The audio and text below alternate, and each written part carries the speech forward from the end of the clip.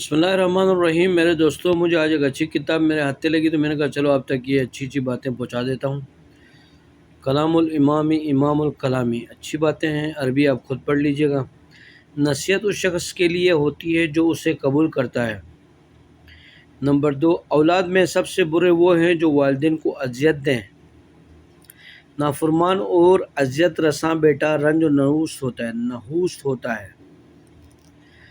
खयानत और झूठ में बरादरी है। खयानत नफाक में सर फहरिस्त है। खयानत और अखवत कभी इकट्ठा नहीं हो सकती। जिसकी सख्त गिरी बढ़ जाती है वो जलील होता है। हिरिस के पास शर्म व हया नहीं होती। दुश्मनी दीन को बर्बाद कर देती है। अमानतदारी इंसान को सदाकत की तरफ ले जाती है। रिश्तेदारों से अलग होकर रहना बलाओं में गिरफ्तार होने का सबब है।